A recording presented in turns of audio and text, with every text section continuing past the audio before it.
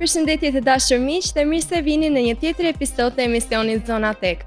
Hapësira ku mund të flasim më në gjerësi për zhvillimet më të fundit të botës së teknologjisë. Jemi sërish së bashku duke u rikthyer me rubrikat tona të përjavshme si lajmet e javës, personazhe të njohur, të ftuar shumë special, kuriozitete teknologjike dhe një histori që fshihet pas teknologjisë. Pa humbur kohë, le të fillojmë me lajmet e javës. Çfarë ka ndodhur këtë javë në botën e teknologjisë?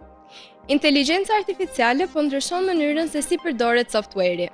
Këtë javë, inteligjenca artificiale ka qenë tema kryesore pothuajse kudo. Kompanitë që zhvillojnë sisteme AI po i bëjnë ato gjithnjë më të afta për të kryer punë që deri tani bëheshin nga programe klasike ose edhe nga njerëz. Modelet e reja të inteligjencës artificiale tashmë analizojnë të dhëna financiare, përgatisin dokumente dhe raporte.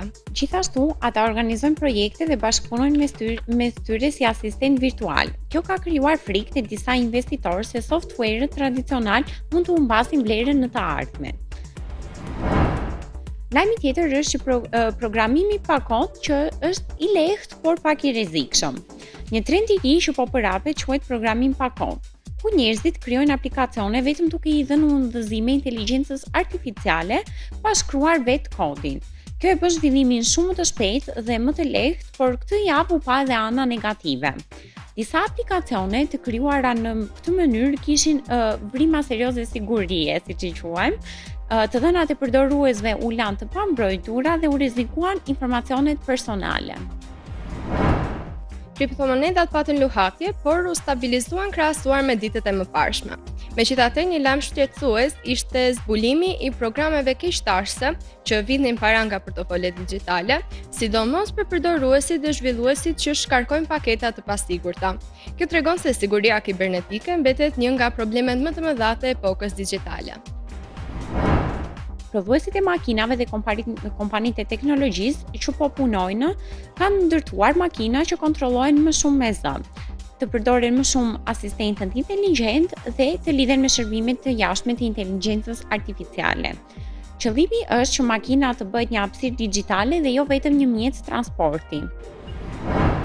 Qeveritë po reagojnë ndaj zhvillimit të shpejtë teknologjik, por shqyrtojnë ligje për kufizimin e përdorimit të biometrisë, si për shembull njohja e fytyrës ose hapja e telefonit me gisht e gjëra të tilla, dhe po investohet gjithashtu në edukim dhe në punësim në fusha si teknologjia kuantike dhe inteligjenca artificiale. Kjo tregon se teknologjia nuk është më vetëm çështje biznesi, por edhe çështje shoqërore dhe politike. Është momenti të shkëputemi për një hapësirë të vogël publicitare dhe do të rikthehemi në studio me një të ftuar shumë speciale, e cila ja vlen të dëgjohet. Na ndiqni. Sot në këtë episod të Zona Tech kemi një të ftuar shumë speciale. Një vajzë që vërteton se rrugtimi drejt suksesit nis me një hap të guximshëm. Ajo e nisi pikërisht tek Korçë Innovation Hub si fituese e Kolegjit Preka tek edicioni i parë i ICT Clubs. Sot ndërkohë ajo vazhdon me sukses studimet për inxhinieri informatike dhe në Zvicër dhe ajo ka zgjedhur që t'i rikthehet shtëpisë së saj nga ku ajo ka filluar me teknologjinë. Por këtë herë jo si pjesëmarrëse, por si vullnetare, mentore, për të ndarë me studentët e ri të gjithë përvojën e kësaj rruge. Me ne është Irisa Golli, një studente që po ndërton të ardhmen e saj dhe po frymëzon gjeneratën e re të edicionit të tretë të ICT Clubs. Përshëndetje Iris, shumë faleminderit që e pranuat ftesën. Përshëndetje, faleminderit ju për ftesën. Përshëndetje Iris, unë pa humbur kohë dua të bëj një pyetje. Ku nisi rrugëtimi juaj dhe si u hodhën hapat e parë drejt kësaj rruge? Atëherë, rrugëtimi im ka nisur fillimisht tek Gjimnazi Kolegji Preka. Kam pasur shumë shtys nga profesorët, nga miqtë e mi për të vazhduar këtë degë sepse shihnin një potencial që mbase unë nuk e shihja në moment. Dhe pas asaj gradualisht u hapën klubet ICT Club dhe mu dha shtysa për të marrë pjesë dhe tek ato klube. Ka qenë një eksperiencë shumë e bukur dhe kam shijuar vërtet shumë. Iris, na fol pak më tepër për këtë eksperiencë me Korçë Innovation Hub tek ICT Clubs. Po, atëherë kur kam marrë pjesë unë, ka qenë edicioni i parë, siç e përmendët dhe ju, ka qenë viti 2024 dhe ka nisur hapat e parë mbase dhe si projekt, por dhe ne ardhmja jonë. Po. Dhe më ka pëlqyer vërtet sepse ka qenë një inovacion për Korçën, ka qenë një shtysë teknologjike, ka qenë diçka që realisht nuk ishte parë më parë dhe diçka shumë frymëzuese. Ka pasur gati 500 nxënës, të cilët konkuronin të gjithë për të arritur në finale, patjetër. Kishte plot ide shumë të bukura, ide teknologjike, inovative, ide që zgjidhnin probleme aktuale shoqërore. Po.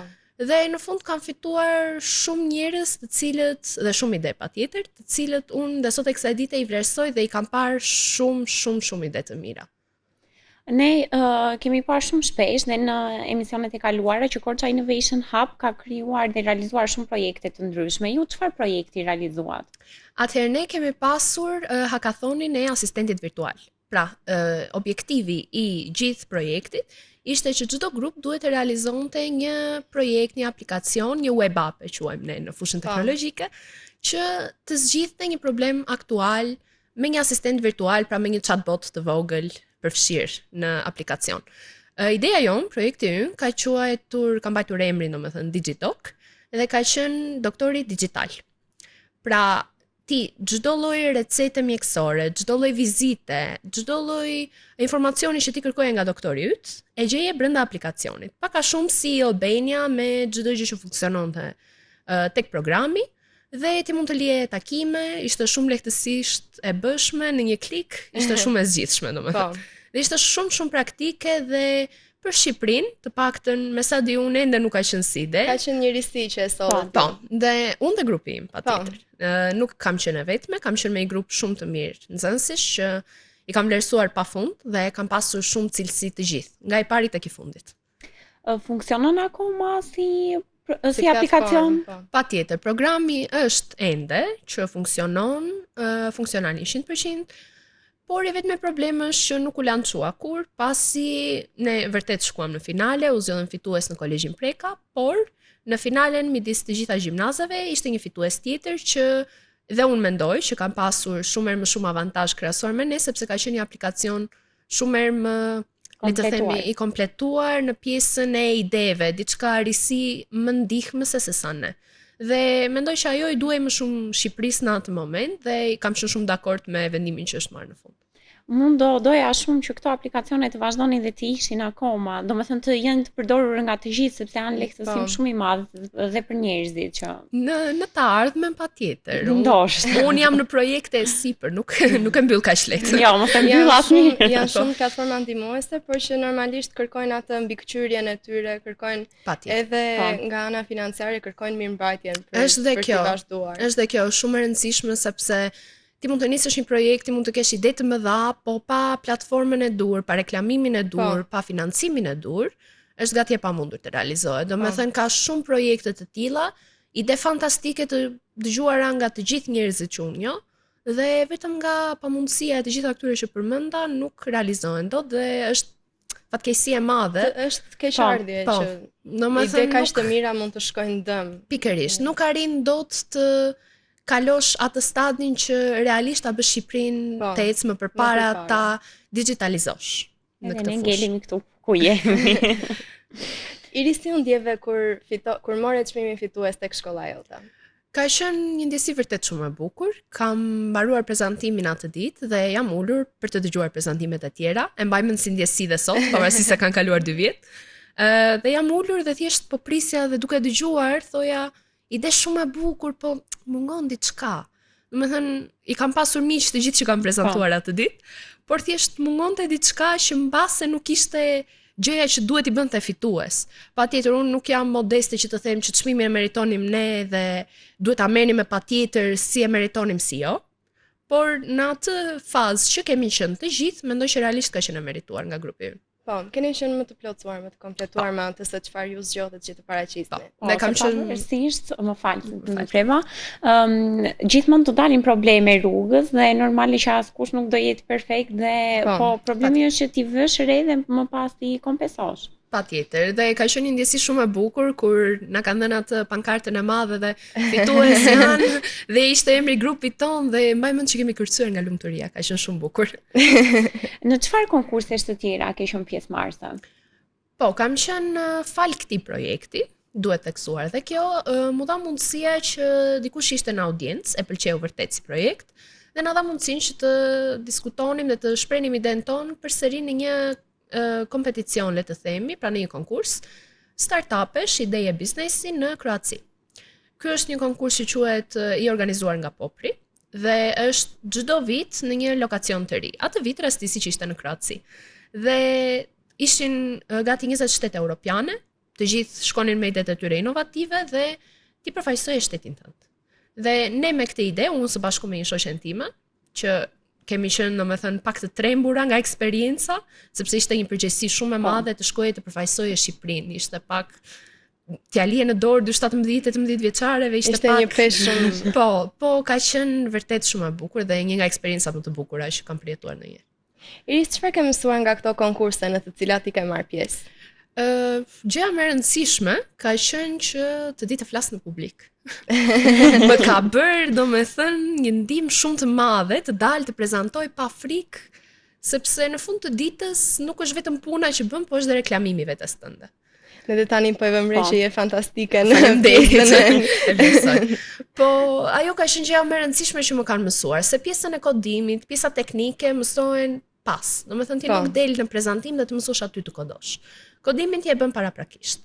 Pjesën e website-it, mirëmbajtjen ti e bën përsëri paraprakisht dhe prezantimin ti mund të përgatitesh gjithkohë më përpara, por nëse del aty të kap një frikë dhe ngelesh.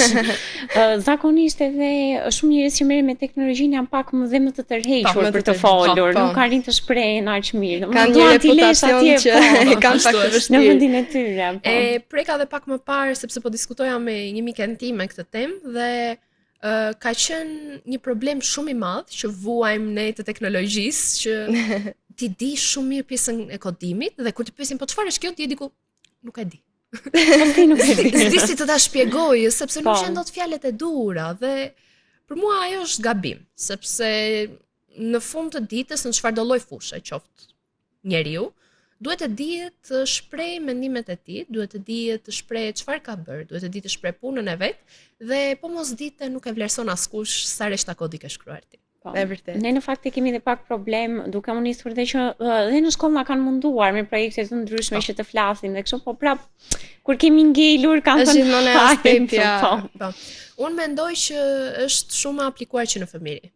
Po. Domethënë unë kam qenë një fëmijë i vogël, kam qenë ai fëmia që në gjithë teatrin, kur theshte kush është vullnetar, unë ngria dorën. Dhe vazhdoj të jem po një tip sot. Edhe mos ndrysho. Faleminderit.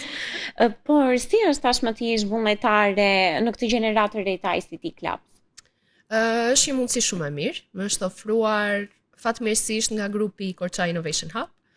Jam shumë mirënjohëse realisht dhe mendoj se do arrit ta shfrytëzoj në potencialin më të madh.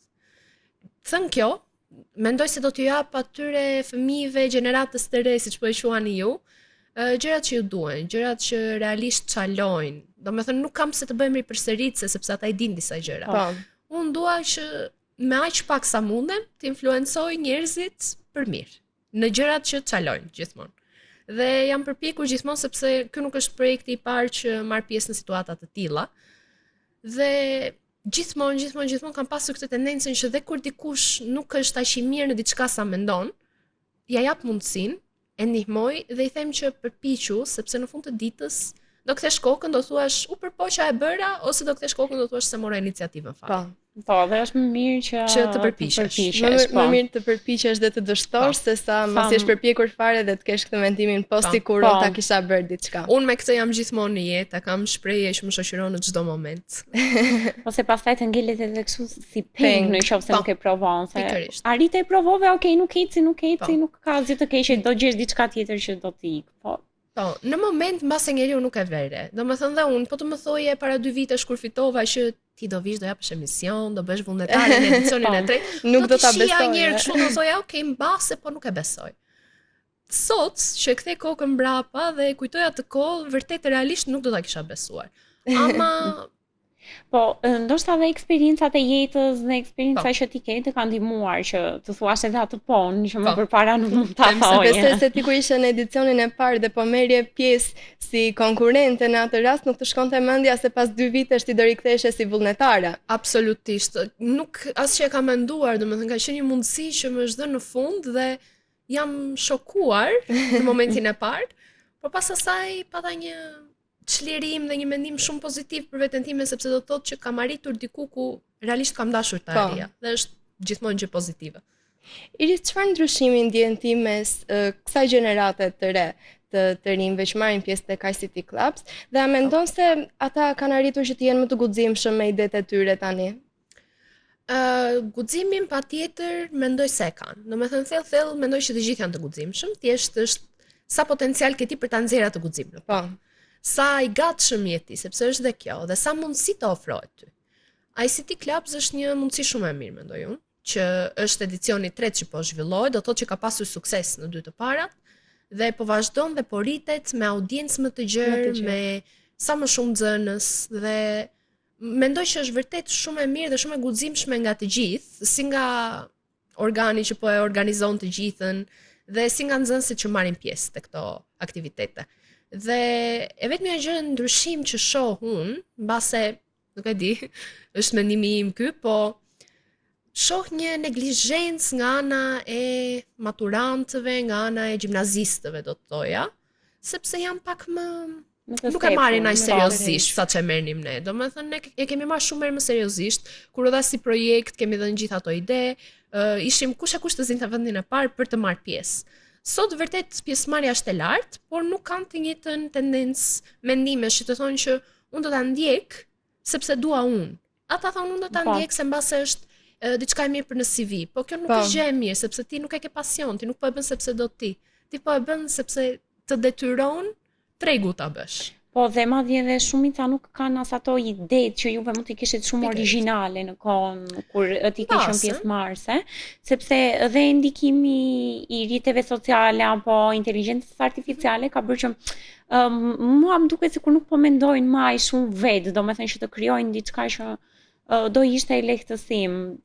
Domethënë duan edhe atë idenë ta kenë kështu si gati dhe thjesht ta vënë në zbatim. Po. Ka humbur pak origjinaliteti i mendimit. Ka humbur dhe ne nuk kemi qenë shenjtor, do thoja unë, që nuk e përdorim inteligjencën artificiale. Por ka qenë unë personalisht të paktën dhe sot e kësaj dite që jam në universitet, unë nuk e përdor kur që të më zgjidh probleme. Unë i them më ndihmo ta zgjidh, marr hapat kryesor që më duhen dhe pastaj vë në përdorim sepse nuk dua që aftësitë e mia të humbasin nga një robot. Nuk më pëlqen kjo gjë. Kam qenë shumë kundër në një aspekt, pavarësisht se inteligjenca artificiale është pozitive dhe ndihmon, por duhet të dish ta përdorësh pozitivisht. Po, dhe ne e themi shpesh këtë. Pikërisht duke e përdorur në këtë mënyrë pozitive, siç e the ti, të ndihmon që të rritësh akoma më shumë aftësitë. Përkundrazi nga ajo se çfarë do të ishte nëse e përdor negativisht, që ti zhduk dhe ato se çfarë ke. Iris, ti vazhdon studimet për inxhinieri informatike. Unë dua të di pak pse e zgjodhe këtë degë dhe çfarë të tërhoqi më shumë tek ajo. Pse e zgjodha ka pasur shumë arsye. E para ka qenë një motivim në thonjza shtys dhe rekomandim nga prindrit e mi. Babi kryesisht ka qenë shumë pro kësaj idesë të teknologjisë, të inovacionit, sepse është e ardhmja, të shtym përpara dhe është diçka që të citoj babin tim, nuk vdes kurrë. Dhe kjo është e sigurt. Dhe jam gjithmonë, domethënë, pas asaj ideje dhe mendova që realisht ishte diçka që nuk vdiste kurrë. Dhe është diçka që mund ta bëja, isha e aftë, sepse ndonjëherë ti mund të kesh shumë dëshirë, por nuk ke mundësinë për ta ndjekur, nuk ke mbase le të themi inteligjencën e dur, jo inteligjencën, po aftësitë e dura për të përmbushur atë çfarë ti kërkon. Dhe ndonjëherë për mendimin tim në raste të tilla është më mirë të ndjekësh diçka që ti e ke aftësinë ta bësh, sesa diçka që ti do shumë ta bësh, por e ndjen dhe vetë që nuk je gjikundi në atë aspekt. Po. Gjithmonë duhet zgjedhur diçka që ti e di me të cilën do ecësh më tepër përpara. Pikërisht. Mendon se teknologjia duke qenë se je dhe brenda studimit të fushës, po arrin që të humbasin disa profesione? Përkundrazi, unë mendoj që është e kundërta. Vërtet mund të humbasim profesione të thjeshta, siç cilësohen nga disa njerëz, por në përgjithësi mendoj që po shtohen profesione që nuk kanë ekzistuar më parë. Sepse dhe shumë njerëz kanë edhe këtë frikën që do zhvillohet inteligjenca artificiale dhe do ngelemi pa punë, se do kryhet gjithë nga ajo. Shiko, patjetër, ka profesione që mund t'ju zerë vendin dhe është e padiskutueshme kjo gjë, është si ajo teoria e ATM-save, e makinerive të bankare, kur dolën ato në prodhim, u hoq një person nga puna që merrej me këtë. Dhe e njëjta gjë është, ama u bë shumë më praktike të shkosh dhe të depozitosh parat në bank. E njëjta situatë është dhe kjo. Domethënë ti mund të heqësh, le të themi, profesione të tilla që janë pak më të thjeshta për të mësuar, ama në fund të ditës do marrësh njerëz më me vlera, më të me aftësi më shumë, më të shtuara, për të nxjerrë profesione të reja. Dhe sot të kësaj dite kemi profesione që para 5 ose 10 vitesh as që perceptoheshin nga mendja njerëzore. Sot ke. Dhe nesër kush e di çfarë mund të ketë. Mund të jetë sjellë ardhen mja. Inteligenca artificiale në vetvete është një formë revolucioni dhe duke qenë me çdo revolucion është ajo frika e fillimit që çfarë do ndodh, është ajo padituria, që ti nuk e di se çfarë të pret. Çfarë të pret më tej. Po siç e përmend edhe ti dhe rastin e ATM-save, gjithmonë është një zgjidhje, gjithmonë kjo tregon se është për më të mirën, ajo se çfarë. Po, dhe madje edhe rasti tim save që mori risi, prap mund të ketë për shembull njëri nga puna se prap dy në arka janë. Po, përveç kësaj. Është dhe pjesa ai njëri është ai njëri është suar për mirëmbajtjen. Po, kështu që. Pikërisht, këtë do thoja, që domethënë vërtet është hequr dikush i merrej me pjesën e legëve dhe po, ka gjetur diçka tjetër që po. Edhe mbase shumë merr më të lartë se ai pozicion që kishte. Po, kjo është e vërtetë. Iris, cili mendon se është gabimi më i madh që bëjnë të rinjt ose fillestarët kur fillojnë që të merren me programim? Ose me teknologjinë në përgjithësi? Me teknologjinë kam një gabim që përmendëm me cekën pak më përpara, pjesa e komunikimit. Është, domethënë, një absurditet që ti të jesh teknikisht shumë i saktë dhe mos dish ta shpjegosh. Domethënë, është një problem që ti mund ta bësh shumë mirë, mund ta zgjidhësh, mund të japësh një zgjidhje konkrete dhe vjen puna prezantoje dhe ai nuk gjen dot fjalët e duhura. Programi mund të jetë fantastik. Po. Mund të jetë revolucionar, ama arrin momenti që ti nuk jep reklamimin e duhur dhe nuk merr vlerësimin e duhur. Po. Dhe për mendimin tim kjo është gjë më e rëndësishme në njerëzit në teknologji, sepse programimi mësohet, siç e thash, kodimi mësohet, mirëmbajtja e programeve mësohet, të flasësh nuk ta mëson dot çdo njeri. Po sepse është edhe pak e vështirë ndoshta, sepse janë disa terma teknologjinë dhe kështu që ai nuk ka si t'i ja shpjegoj një njeriu që ta marrë vesh. Patjetër, si çdo deg, ama në fund të ditës komunikimi prandaj është shpikur që njerëzit të merren vesh me komunikimin. Dhe në mos fjalën teknike, një fjalë shumë të thjeshtë do ta gjej. Po, e vërtetë. Inxhinieria informatike, meqense ne cekëm dhe pak më parë, njihet si deg sfidues absolutisht sepse edhe teknologjia evolon. Cila ka qenë sfida jote më e madhe deri tani? Në pjesën e degës apo dhe shtetit ku jam? Fillimisht për pjesën e degës. Po. Pjesa e degës ka qenë më shumë adaptimi që ti në klasë ke dhe njerëz që kanë koduar që 3 vjeç, ke dhe njerëz që vinë nga një gjimnaz lingvistik për shembull. Pra gjuhësh. Dhe ti duhet të gjesh atë mezin e artë që ti ke pak eksperiencë, por jo gjithë jetën tënde. Po. Dhe kjo ka qenë sfida ime më e madhe, sepse ti je midis 2 botëve dhe duhet të provosh veten sa i aftë je ti për të arritur aty ku duhet të arrish.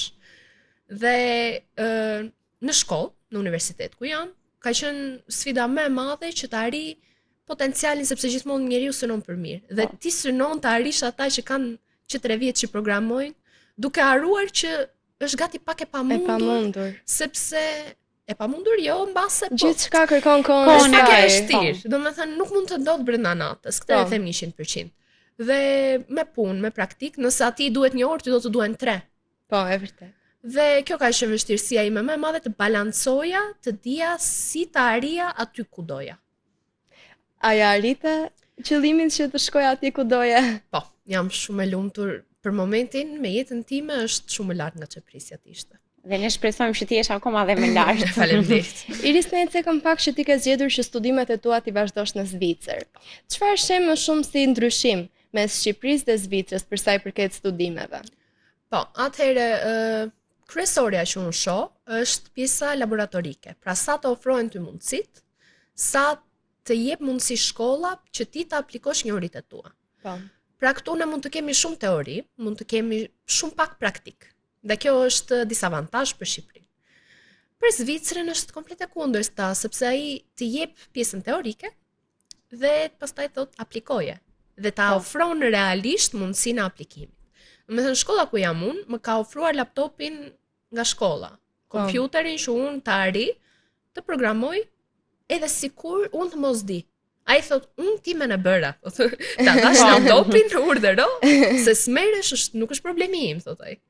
Të jep mundësinë që ti në qoftë se ke dëshirë të arrish qëllimit, po. Me anën e punës tënde të arrish qëllimin që ti ke, sepse ka raste që sado ti ta kesh atë motivimin që të punosh, sado të duash të mësosh, nëse nuk ke mundësi, është e pamundur që ti arrish atë qëllimin që ti ke. Dhe madje në Shqipëri, më fal, është pjesa e mundësive dhe sidomos e pajisjeve që duhet të përdorin në shumë e tunguar. Studenti duhet i blej vet, po disa kanë mundësi, disa nuk kanë ai shumë mundësi për të marrë ndoshta dhe diçka më të mirë dhe nuk arrin dot dhe më pas t'ia vënë qëllimit. Aty është dhe pjesa që ti nuk gjen dot një justifikim. Domethënë ti nuk mund të thuash, unë nuk kisha laptop, nuk e bëra dot. Unë nuk kisha instalimin, update-in më të fundit, nuk e bëra dot. Ti ke të gjitha. Ti je i barabartë si çdo nxënës tjetër që është në atë klasë me mundësitë që të ofrohen. Ne na ofrohen dhe klasat që janë gjatë provimeve ose dhe gjatë ditëve mësimore, edhe gjatë fundjavës, klasat janë të hapura për nxënësit që mund t'i aksesojnë me kartë. Dhe është shumë gjë e mirë pasi ti ke një vend gjithmonë për të studiuar. Dhe është për mendimin tim është avantazhi më i madh që na ka dhënë Zvicra krahasuar me Shqipërinë. Sepse ne këtu fatkeqësisht mund të kemi shumë gjëra të mira, ama Korça Innovation Hub është i vetmi vend që realisht po jep diçka që ti ta praktikosh. Dhe është shumë keq që ka arritur, është i vetmi vend ku ti mund ta aplikosh këtë njohuri. Më vjen shumë keq për këtë. Dhe ke shumë të drejtë se unë duke qenë se i kam kryer të studimet këtu, në lidhja unë nuk kam qenë për degën e teknologjisë, por dega ime ka pasur një lëndë informatike dhe ishte shumë i tunguar sepse dhe të gjitha ato kompjuterat në shkollë dhe kështu nuk punonin ose kemi vënë re që ka dhe për shembull pajisje të ndryshme si për shembull smartboard, prapë dhe ato nuk punojnë. Ti përmend pak dhe aksueshmërinë që keni ju dhe gjatë fundjavave. Ne këtë nuk e kemi. Në fundjavë shkolla mbyllet, nuk ka as biblioteka as ku të shkosh. Është gjë shumë pozitive. Ne përpos bibliotekës kemi dhe ambientin e shkollës. Domethënë biblioteka është e hapur gjatë gjithë kohës, vetëm të dielave është e mbyllur, se në Zvicër mbyllet çdo gjë të dielave. Tani duhet edhe një ditë pushim. Ama gjatë javës është aksesueshme deri në orën 11 të darkës, mos gaboj, 11:30. Dhe shkollën e ke 24 orë për sa kohë ti ke kartën, shkon, skanon kartën dhe të lejohet akses në të gjithë godinën. Përveç zyrave të mësuesve patjetër. Normalisht dhe nuk kam pse të duhen ato momente. Është shumë e thjeshtë në fakt që dikush që vërtet mund të ketë një potencial shumë të madh të mos arrijë që ta tregoj atë në maksimumin e tij për shkak vetëm të mundësive financiare që nuk do ketë, që nuk do mundet të arrijë aty ku duhet. Ne si vend kemi shumë punë ende për ta realizuar dhe për ta arritur në nivelin si ç'është Zvicra, por ja dalim ndoshta. Mundur nuk është, por si që thash, nga një orë do punosh 17 orë. Në rastin tonë. Si do e karakterizoni fushën e IT-s dhe ju duket diçka pozitive në aspektin e së ardhmes? Është gjë më pozitive në aspektin e së ardhmes, për mendimin tim, sepse siç e thash, është e ardhmja. Çdo gjë po digitalizohet, çdo gjë po bëhet online. Ti nga radhët e gjata që mbaheshin post në çdo institucion, sot i ke me një klik, është e zgjidhur. Dhe është shumë më praktike dhe më efikase. Unë mendoj që si fushë është shumë sfiduese. Domethënë duhet të arrish ta kesh vërtet pasion, duhet të arrish vërtet ta pëlqesh dhe duhet të arrish që të vesh punën që pretendon që do vesh. Sepse në të kundërt nuk arrin dot aty ku do dhe në fund zgënjesh. Dhe në fund do thuash çfarë bëra unë gabim, ndërkohë që ti po bëj çdo gjë gabim. Pa e kuptuar. Sepse ka shumë njerëz, shumë miq të mi ose njerëz të njohur të mi, sidomos në shkollën ku jam, që çfarë bëra gabim. Çdo gjë bëre gabim, sepse pak nga pak ti formon këto lloj habits, si quajmë në anglisht, këto lloj zakonesh që pak nga pak ti arrin jo të ngresh veten për ta fundosësh veten. Dhe gjithmonë nuk është e mirë kjo gjë. Informatika është një prej atyre degëve të cilat nuk të mjafton të kesh vetëm një diplom. Pikërisht. Pikërisht të kërkohet më shumë pjesa e prakticitetit. Duhet të jesh gjithkohës i updateuar me të reja më të fundit, nuk të mjafton në universitet që ti ke kryer më parë, se sa ajo se çfarë ti vërtet ke mësuar dhe çfarë vërtet arrin që ta vendosësh në aplikim, në funksion. Po, kam madje shembuj të nxënësve që kanë mbaruar dhe kur kanë shkuar për një intervistë pune i kanë thënë urdhëro diplomën, i ka thënë nxënësi, dhe ai e ka marrë, okay, shumë mirë, thotë. Urdhëro ma rregullo pak të kodin dhe kanë mbetur. Sepse në fund të ditës ai thotë ç'më duhet mua një copë letër kur nuk i ke aftësitë. Dhe gjithashtu shumë njerëz të cilët pa diplomë të rëndësishme do të thoja të shkollave të larta, kanë arritur të kenë punë shumë të mira vetëm fal aftësive, pra kurseve që kanë ndjekur, praktikës që kanë bërë. Dhe kurset janë vërtet shumë një ndihmë e madhe. Janë fantastike. Realisht është gjëja më e mirë që mund të bësh deri në moshën 18 vjeçare që njeriu arrin të ndaj universitetin që do ndjek. Kurset janë gjëja më e këshillueshme. Mendoj unë. Edhe madje është edhe mosha kur dhe të gjithë duhet të eksperimentojnë që të gjejnë pak veten ku janë veten. Edhe ajo është vështirësi shumë e madhe, mendoj. Po, e di se e kam përituar të vetë. Të gjithë. Unë jam ende në pjesa e frikës që nuk e kam zgjedhur akoma. Do bëjmë një bisedë pastaj. Besoj Elena si një person që e kam mbaruar, i kam kryer të gjitha këto ciklet e studimeve dhe unë deri në momentin e sa kam hedhur dingët kam qenë fare nuk e dija çfarë do bëja, po e vendos. Do të vi momenti vetë që do ta vendos. Vjen natyralisht. Unë tani jam në vit të 2 gjimnaz, jam në pjesën që duhet të zgjedh lëndët për çfarë do vazhdoj të studioj vitin tjetër dhe është një stres i papar. Do lëndë që të zgjidhësh prap nuk thyen aq shumë në punë me universitetin, kështu që mos e vrim. Varet te ku gjithmonë. Po. Iris, si e sheh tregun e punës të informatikës për shkak se ne e dim që duke qenë se është një prej degëve më të zhvilluara tani në fund është bërë dhe një prej atyre më të kërkuara, që shumë veta kanë shkuar që të merren të studiojnë për atë deg. Si mendon se është tregu i punës në këtë çast, duke qenë se në thonjza janë mbledhur të gjithë një pjesë shumë e madhe për të studiuar për të? Siç e thash dhe pak më parë, ajo është një det i hapur. Domethënë është një treg që ti do ta gjesh një cep që të hysh me patjetër, sikur pak më pak aftësi, pak më shumë aftësi, njeriu në këtë fushë do ta gjej, sepse sot çdo gjë po lidhet me teknologjinë. Dhe në mjekësi ti arrin të aplikosh teknologji, dhe në pikturë ti arrin të aplikosh teknologji, në arkitekturë dhe pafund fusha të tjera, sot që çdo gjë po digitalizohet, është për mendimin tim do ta cilësoja në thonjza mëkat që ti të thoje nuk ka mundësi për të hyrë dhe për ta shfrytzuar profesionin tim. Sepse mundësia vërtet mund të jetë pak më e kufizuar në Shqipëri, le të themi se në vendet e tjera, ama siç e tham, do luftosh pak më shumë. Është totalisht e mundur çdo gjë. Iris, ne kemi vënë në re shumë ndikimin e inteligjencës artificiale, sidomos dhe kohëve të fundit. Çfarë mendon ti për këto trende që po i ndjekin të gjithë që arrin të krijojnë për shembull një foto të tyre, sikur i humbet pak origjinaliteti i personit?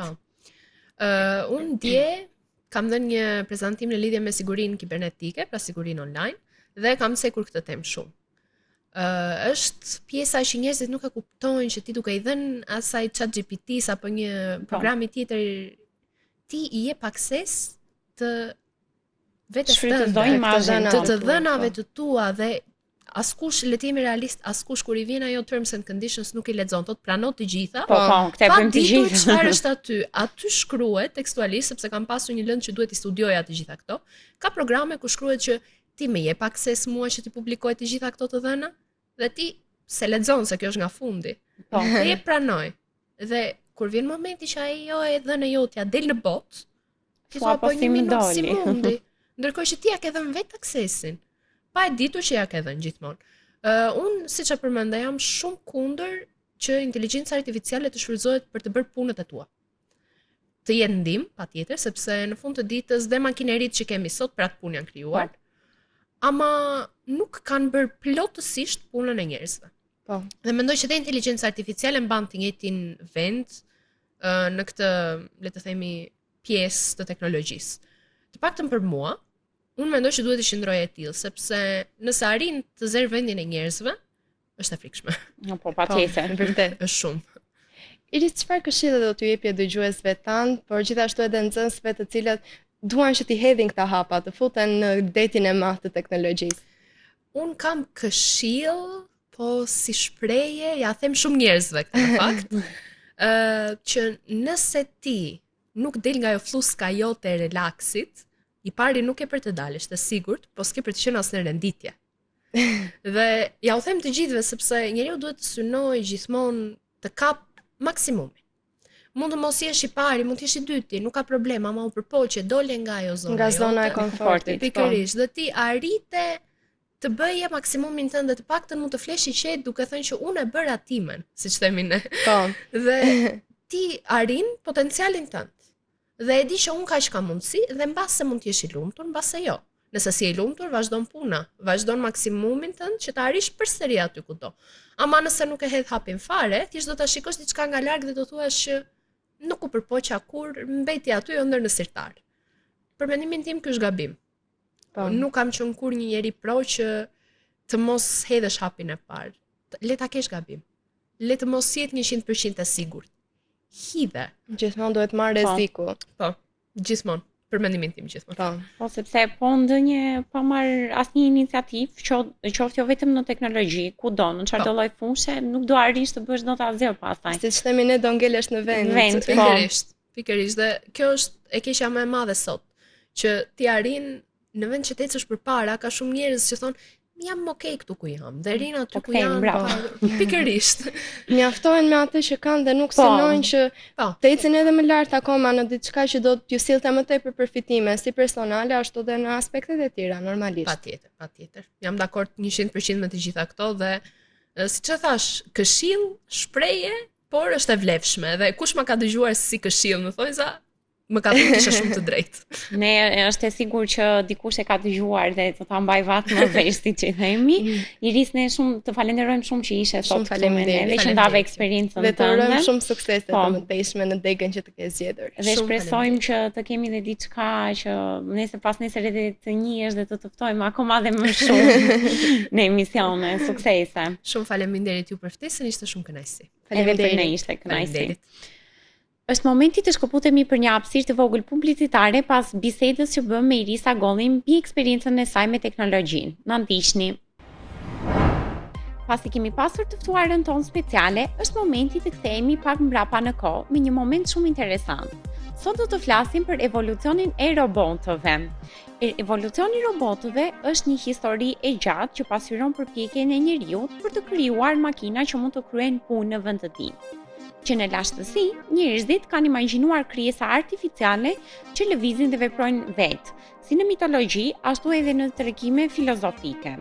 Këto ide nuk ishin vetëm teknologji reale, por tregojnë se dëshira për automatizim dhe për të imituar jetën ka ekzistuar prej mijëra vitesh. Në fakt, në fillimin e periudhës së rilindjes, me zhvillimin e mekanikës, u ndërtuan automata që lëviznin fal ingranazheve dhe sustave. Këto makina ishin të programuara në mënyrë mekanike për të kryer lëvizje të caktuara dhe përdoreshin kryesisht për argëtim ose për demonstrim të aftësive inxhinierike.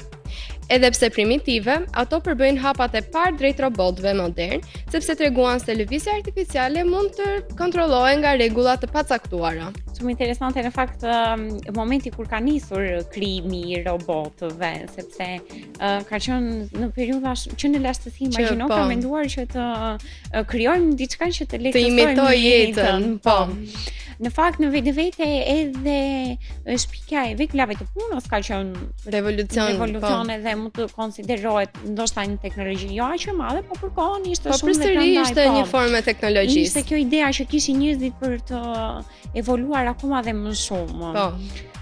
Termi robot u përdor për herë të parë në fillim të shekullit të 20 dhe shënoi një pikë kthese në mënyrën se si shoqëria e konceptoi marrëdhënien mes njeriut dhe makinës.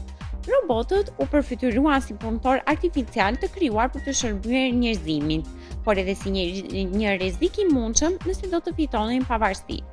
Ky dualizëm me ndihmës dhe frikës ka shoqëruar zhvillimin e robotikës deri në ditët e sotme. Dhe është shumë e vërtetë sepse ekziston akoma ky dyshim i vogël që na ndihmon, nuk na ndihmon, na se më shumë probleme. Megjithëse tani kanë filluar po dalin edhe robotët njerëz që kanë dalë vite më përpara, por tani janë më të sofistikuar, por që kryejnë punë të shtëpisë, ti nuk ke nevojë fare. Madje ka dhe disa robotë që edhe mund të flasësh me ato, mund të kryesh një komunikim sikur ke një njerëz atje. Të dëgjon, ti merr komandat me anë të zërit dhe i kryen ato se çfarë ti i kërkon që të bëj. Në fakt, zhvillimi real i robotëve filloi me revolucionin industrial dhe me përparimin e teknologjisë elektrike dhe elektronike. Në mesin e shekullit të 20, robotët u futën në fabrika për të kryer punë të rënda, të rrezikshme ose edhe të përsëritshme. Ata funksiononin sipas programeve të thjeshta dhe nuk kishin aftësi për të menduar apo për të marrë vendime, por rritën ndjeshëm efikasitetin e prodhimit dhe ulën rrezikun për punëtorët njerëzor, duke qenë se kanë qenë dhe punë të rënda, rreziku për njerëzit ka qenë vërtet i madh, duke patur këta robot, këto makineri, është bërë puna vërtet shumë e thjeshtë dhe me rendiment më të lartë. Po, sepse ka pasur punë shumë të rrezikshme madje që mund të kryeshin nga njeriu dhe tashmë vetëm me një buton. Po. Dhe ti je shumë i sigurt në atë çfarë po bën. Por me përhapjen e kompjuterëve dhe përmirësimin e elektronikës, robotët filluan të pajisen me sensorë dhe sisteme kontrolli më të avancuara. Kjo u dha atyre mundësinë të reagojnë ndaj mjedisit, të dallojnë objekte dhe të kryejnë detyra më të ndërlikuara. Nga makina të verbra që ndiqnin vetëm mundra, robotët u shndruan në sisteme që mund të përshtateshin deri në një masë të caktuar me situata të ndryshme. Pra është pak dhe ajo që tham që sa vjen dhe më shumë kanë evoluar dhe marrin dhe komandën me anë të zërit, ti madje tashmë dhe me anë të telefonit, mund t'i thuash që më fik dritën, dhe ai të fik dritën. Një hap shumë i rëndësishëm në evolucionin e robotëve ishte përdorimi i tyre në eksplorimin shkencor dhe hapësinor. Robotët u dërguan në vende ku njeriu nuk mund të shkonte, si thellësitë e oqeaneve apo sipërfaqja e planeteve të tjerë, të cilën ne e përmendëm dhe në episodin e kaluar kur folëm për historinë dhe evolucionin e NASA-s. Dhe e përmendëm pjesën që edhe robot u dërguan në sipërfaqet hapësinore për të kryer ato vëzhgime, siç janë për shembull në Mars ose në Hënë. Ata u bën sytë dhe duart e njerëzimit në mjedise ekstreme, duke mbledhur të dhëna që do të ishin të pamundura për të marrë ndryshe.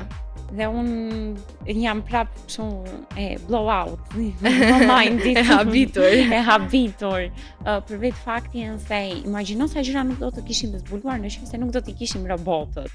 Dhe ta mendos për shembull hapësira ndoshta nuk e di, më duket më shumë e prekshme deri diku se sa oqeani, dhe ta mendosh që për shembull vetëm 1/3 e ujrave të botës është zbuluar. Po. Imagjino çfarë mund të ketë dhe duhet të shkojnë patjetër robotët, sepse ti nuk e di çfarë të pret që të shkojë njeriu, është dhe pak e rrezikshme nga. Unë e përmenda herën e fundit që mua hapësira më duket shumë e frikshme, duke qenë se është e pafundme, por aq e frikshme sa që më duken thellësitë e oqeaneve, kjo pjesë të ujrave që nuk është zbuluar, nuk të duket, jemi okay. Në këtë pjesë bjem dakord të dyja. Por në dekandat e fundit, zhvillimi i inteligjencës artificiale ka ndryshuar, rrënjësisht në natyrën e robotëve. Robotët modern nuk janë më vetëm makina që zbatojnë urdhra, por sisteme që mund të mësojnë nga përvoja, të analizojnë situata dhe të marrin vendime. Ata po përdoren gjithnjë dhe më shumë në shëndetësi, në arsim, në shërbime dhe në jetën e përditshme, duke bashkëpunuar drejt për drejt me njerëzit. Megjithatë, si çdo revolucion, edhe ky evolucion sjell sfida të mëdha shoqërore dhe etike. Rritja e përdorimit të robotëve ngre pyetje mbi punësimin, mbi përgjegjësinë dhe kufijtë e autonomisë të makinave. Shoqëria përballet me nevojën për të balancuar përfitimet e teknologjisë me mbrojtjen e vlerave njerëzore. Ne dhe e cekëm pak dhe në bisedën që bëm me të ftuarën tonë speciale në lidhje me punët, në lidhje me teknologjinë, por është ajo që themi gjithmonë, në fund të ditës prap qëndron një njeri mbrapa çdo teknologjie dhe ka nevojë gjithmonë për këtë njeri, pavarësisht se disa punë nuk janë më tashmë në tregun e punës, sepse janë të zvendësuara nga makineri të ndryshme, por të gjejmë diçka tjetër. Ne treguam të gjithë pikpamjen tonë edhe në intervistë.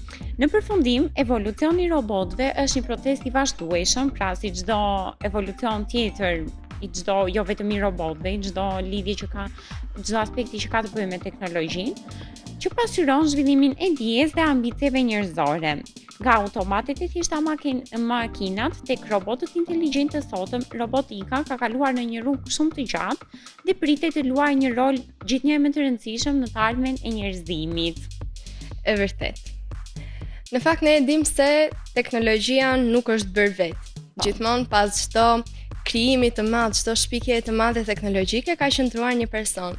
Dhe pikërisht për këtë do të flasim tani në rubrikën tonë personazhet e njohur. Sot do të flasim për një njeri që nuk kërkoi famë, nuk ndërtoi një kompani miliardëshe dhe nuk u përpoq që të bëhej figurë publike, por megjithatë ndryshoi përgjithmonë botën e teknologjisë në një përmas të paimagjinueshme. Emri i tij është Linus Torvalds. Dhe pikërisht ky emër dhe pa atë ne nuk do të kishim Linux, nuk do të ekzistonte Android siç e njohim sot. Shumica e serverëve të internetit nuk do të funksiononin dhe bota e open source do të ishte shumë e varfër. Por kush është realisht në të vërtet Linus Torvalds dhe si arriti të ketë kaq shumë ndikim që nuk kërkoi të bënte të ishte as i famshëm, as një lloj gjëje, thjesht të krijonte atë çfarë kishte për të bërë dhe kaq. Linus Torvalds lindi në 28 dhjetor të vitit 1969 në Helsinki, Finland. Ai u rit nga një familje intelektuale. Prindrit e tij ishin gazetar, gjyshi i tij ishte profesor universiteti dhe një nga njerëzit e parë që kishte kompjuter në shtëpi. Që në moshë shumë të vogël, Linus u njoh me programimin. Kompjuteri i parë që përdori ishte një Commodore VIC-20. Që në fillim, Linus nuk e shihte kompjuterin si lodër, por si diçka për ta kuptuar më tepër nga brenda. Si ekzistonte memoria, si ekzekutohen komandat, si kontrollohet hardware-i. Ai ishte më shumë i fiksuar pas mënyrës se si funksionojnë gjërat, sesa pas rezultateve. Dhe në fakt është shumë interesante sepse duke pasur se dhe gjyshi i tij ka pasur një ndër njerëzit e parë që ka pasur kompjuter, normale që diçka do ta shtynte dhe do ta intrigonte ajo botë çfarë ndodhte atje. Vërtet, se duke qenë nuk kishte as e prapur në atë kohë, se tani ndoshta i ka humbur pak interesi. Se edhe ne e dimë dhe si funksionon dhe një njerëz që nuk ka. Tani ne kemi interes më tepër për rezultatin, sesa për procesin, mënyrën se si funksionon. Në fund të viteve 80, Linus filloi studimet për shkenca kompjuterike në Universitetin e Helsinkit.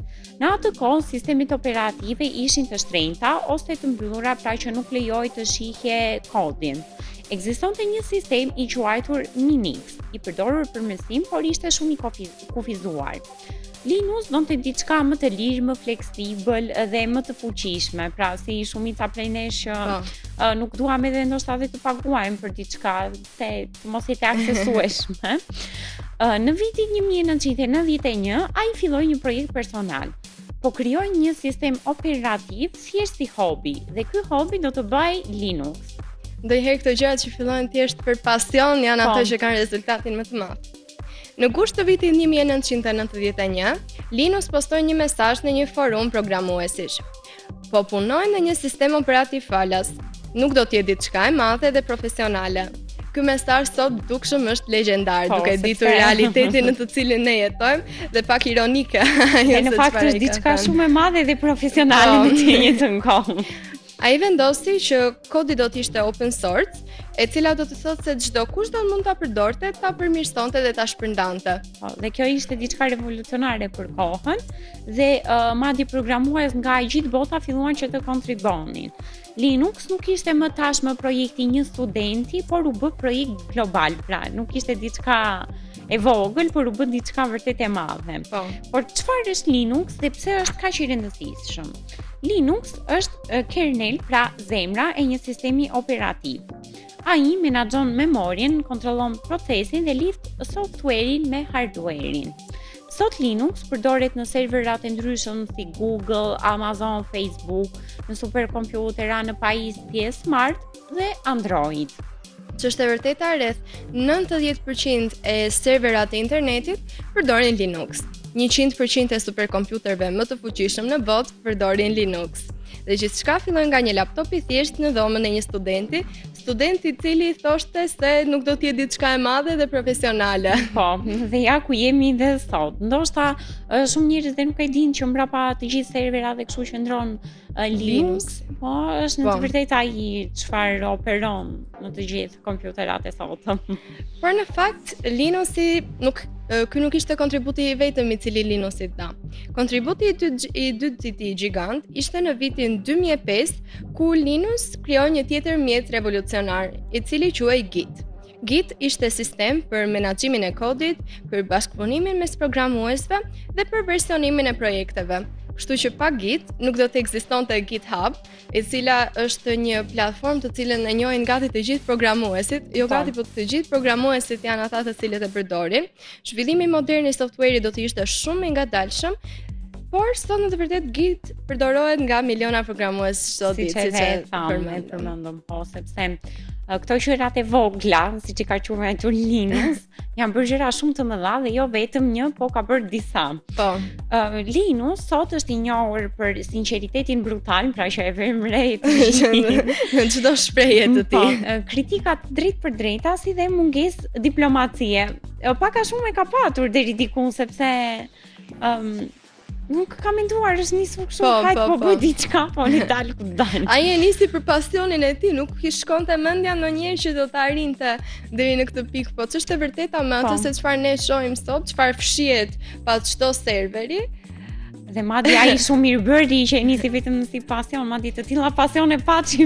Po duhet vlerësuar shumë edhe pjesa që ajo e la open source dhe falas për të gjithë. Siç e tham, open source ishte ajo pjesa që ti u jep mundësinë të gjithë programuesve të tjerë që të futen atje të shohin ndonjë gabim, të përmirësojnë diçka, dhe kështu duke patur të gjithë atë qëllimin pozitiv për të krijuar diçka më të mirë, arrin që të përmirësohet e gjitha. Po sepse ndoshta edhe nëse ishte për shembull me pagesë, kundrejt një pagesë ndoshta jo i aksesueshëm për të gjithë.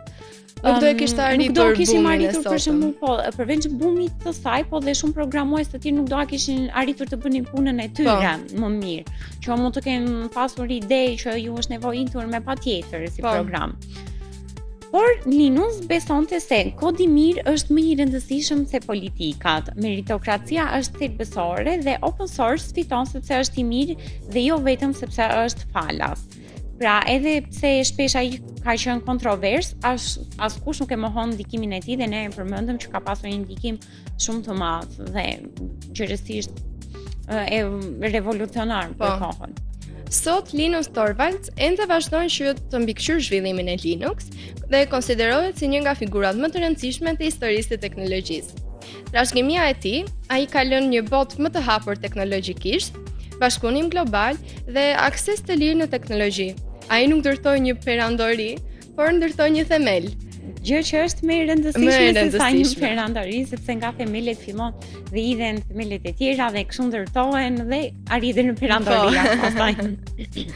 Historia në fakt e Linus Torvalds na tregoi se një ide vogël, pra një projekt hobi, ai pasioni që ai thjesht e kishte dhe e vuri në zbatim, është dhe pasioni i pastër për dije mund të ndryshojë botën. Pra, Linux nuk është thjesht një kod, por është një filozofi në vetvete.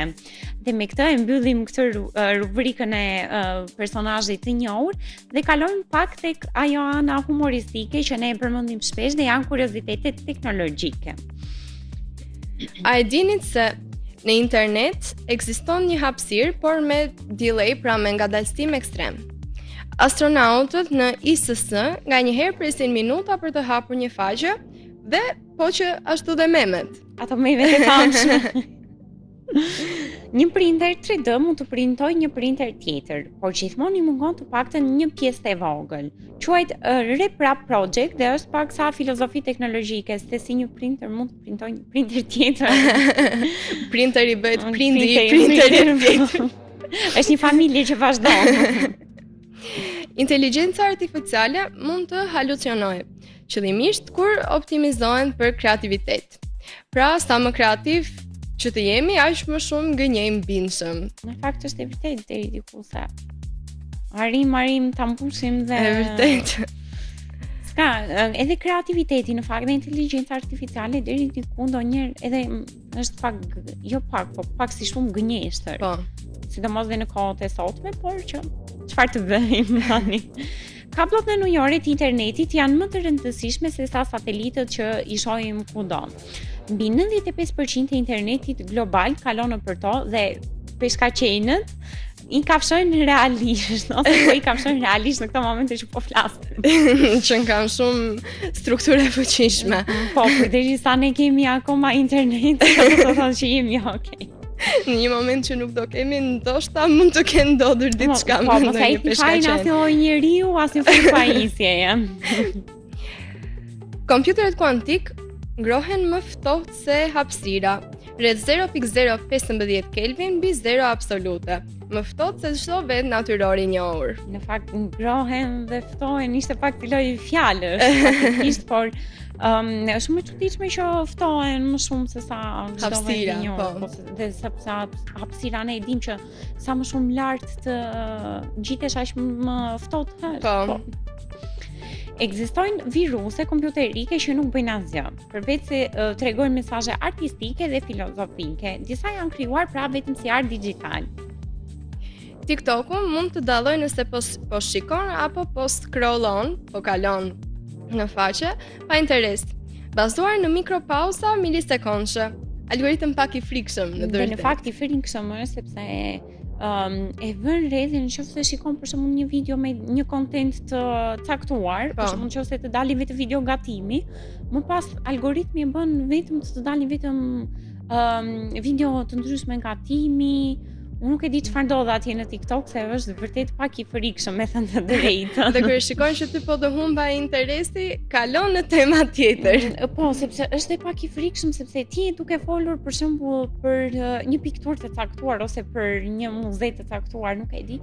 Po si ka mundësi pa pritur të del ai muzeu? Po, ne video kemi nga ai përmendur në muze, fakt edhe më përpara dhe unë kam qenë përveç faktit se kjo është e frikshme, kam qenë e ides që të ndihmon realisht. Po. Një USB mund të jetë një armë.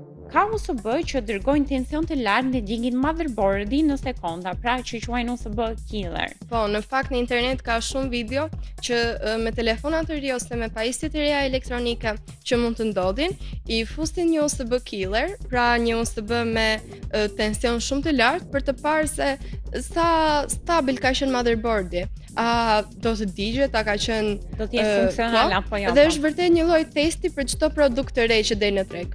Në qoftë se përdoret vetëm si lloj testi është shumë okay. Po në qoftë se përdoret më pas për gjëra të tjera që nuk e di, ndoshta duan që t'ju humpasin informacione të rëndësishme që kanë atje në motherboard, atëherë nuk e di çfarë mund të ndodhë. Sistemet kritike të avionëve përdorin software nga vitet 80, sepse është testuar për dekada dhe konsiderohet më i sigurt se kodet moderne. Në fakt, interesante. Dhe ta mendosh që në vitet 80, në fakt e kemi vënë shumë e re që këto vitet 60 deri tek 80-ta kanë qenë vite shumë më revolucionare, ato që kanë sjellë ndryshimin më të madh. Dhe që ekzistojnë akoma dhe janë të përdorshme dhe sot. Ka inteligjencë artificiale që mund të rikrijojë fytyra njerëzish, që nuk kanë ekzistuar kur, por truri ynë i percepton si më të besueshme se sa fytyra reale. Pra truri ynë ka bug, ka atë virusi, atë problemin e vogël. Dhe në fakt është shumë interesante sepse unë nuk e di si mund të imagjinosh ti një fytyrë që nuk e ke parë, por është e vërtet në faktin e ëndrave. Ka shumë njerëz, që kur shikojnë në ëndra, nuk e di, besoj u ka ndodhur të gjithëve, që kur shikojnë në ëndra, ti shikon një fytyrë që nuk e ke parë. Nuk e ke parë kur më përpara. Të nesërme nuk e mban mend dhe mundohesh që ta imagjinosh. Dhe nuk e rikrijon dot në mendje, nuk e kujton dot. Dhe me sa duket që kërkojmë mundur tani me inteligjencën artificiale atë njeriu. Një fakt i bukur për ëndrat është që ne vërtet rrallë herë na ndodh që të mbajmë mend ndonjë ëndër, që të zgjohemi në mëngjes dhe të themi un kam parë X ëndër. Por në të vërtetë truri nuk flet kur dhe gjatë gjithë kohës që ti je në gjumë është duke menduar, je gjithkohës duke ëndruar, por mban mend ndonjë ëndër në të cilën truri jut ka qenë pak më zgjuar. Dhe kur zgjohesh në mëngjes ndodh që ti atë të mbash mend, por nuk është se gjatë gjithë kohës tjetër ti nuk është se nuk shikon në ëndra. Truri yt përkundrazi është në qetësinë e trupit dhe je gjithë kohës duke menduar, duke ëndruar. Madje lidhur pak me këtë, unë nuk e kuptoj jogën në përgjithësi, sepse thonë që mbyll sytë dhe qetëso trurin. Unë kur mbyll sytë mendoj më shumë. Truri nuk qetësohet kur. Nuk e di si arrin t'ia dalin që të largojnë çdo lloj mendimi. Unë mendoj është e pamundur. Okej, mbyll syt tani prap të vjen diçka ose një ngacmim, nuk e di domethënë çfarë ndodh. Unë kam një tru hiperaktiv që nuk stopon kur dhe në sekondë, në të qindën e sekondës e mendon çdo mundësi të ndryshme që mund të ndodhë për një rast specifik. Por tani kjo është jeta, ky është njeriu, kështu jemi krijuar. Kështu jemi të ndërtuar. Po, shpresojmë që të jeni kënaqur edhe sot në këtë episod të Zona Tech. Ne kemi folur për rubrika të ndryshme, kemi sjell pak për ju lajmet e javës, çfarë ka ndodhur pra me botën e teknologjisë. Kemi sjell personazhet e njohur, patëm një të ftuar shumë speciale. Gjithashtu folëm dhe për kuriozitete teknologjike dhe për historinë e robotëve. Shpresojmë që të jeni kënaqur. Deri në episodin e radhës, na ndiqni, bashkë me u takofshim.